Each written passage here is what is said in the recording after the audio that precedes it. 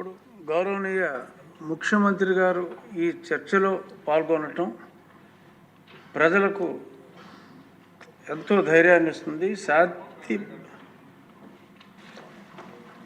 నిన్ననే ఇనాగరేట్ చేశాను శక్తి యాప్. ఎవరైనా సరే ఆడబిడ్డలు ఆ శక్తి యాప్ డౌన్లోడ్ చేసుకుని కనీసం ఆ ఫోన్లో చేయగలిగిన ఆ శక్తి యాప్ ఆన్ చేసి 3 సార్లు షేక్ చేసిన ఆటోమేటిక్గా రిజిస్టర్ అయిపోతుంది. ఎక్కడున్నారో జీపీఎస్ చూసుకొని 6 నిమిషాల నుంచి 9-10 నిమిషాల లోపల మీ దగ్గరికి వచ్చే బాధ్యత పోలీసుల పైన ఉంటుంది. ఒకసారి కంప్లైంట్ చేసిన తర్వాత ఆ అమ్మాయికి ఏమైనా జరిగినా మా పోలీసులు రెస్పాండ్ కాకపోయినా బాధ్యత తీసుకునే అవకాశం పోలీసుల పైన ఉంటుంది. ఎందుకంటే ఒకసారి టెక్నాలజీలో రిజిస్టర్ అయిన తర్వాత రేపు క్రైమ్ రిజిస్టర్ అయినప్పుడు మీ ఫెయిల్యూర్ కూడా రిజిస్టర్ అవుతుంది. జాగ్రత్తగా ఉండమని మా పోలీసులు కూడా చెప్తున్నా. ప్రజల్లో చైతన్యం తీసుకొస్తాం. చైతన్యం తీసుకురావడమే కాకుండా ఇటు పోలీసులు అప్రమత్తంగా లేకపోతే వాళ్ళపైన కూడా యాక్షన్ ఉంటుంది. నేను ఐఎమ్ వెరీ క్లియర్. అందుకే టెక్నాలజీ అంటే ఏదో మేము మా ఇష్ట ప్రకారం పెట్టేస్తాం.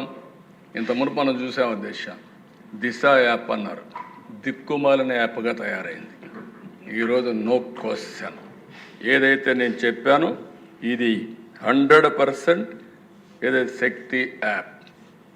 ఒక్కసారి మీరు టెస్ట్ చేసి చూడండి. ఎవడైనా అవకతాయితనంతో బిహేవ్ చేయాలని మీరు చేసి చూడండి.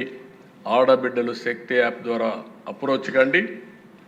అప్రోచ్ అయిన తర్వాత 100% యాక్షన్ తీసుకునే బాధ్యత ఈ ప్రభుత్వాన్ని అని చెప్పి మరొకసారి తెలియజేసుకుంటూ అవేర్నెస్ రావడానికి ఎమ్మెల్యేస్ కూడా మాట్లాడండి. ప్రజల్లో చైతన్యం తీసుకురండి.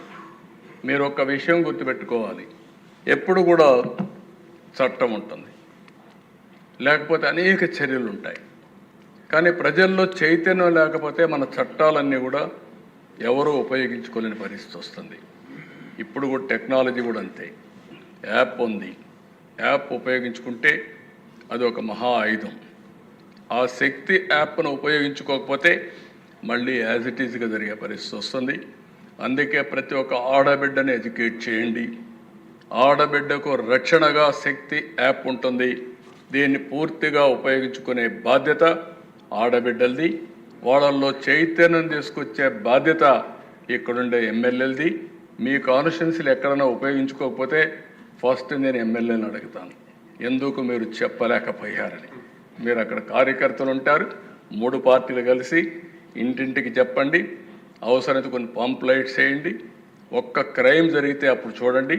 క్రైమ్ జరిగితే యాక్షన్ తీసుకోకపోతే అప్పుడు మీరు నాకు చెప్పమని చెప్పి అడుగుతూ ఇది చేయాల్సిందిగా మరొకసారి విజ్ఞప్తి చేస్తున్నాను.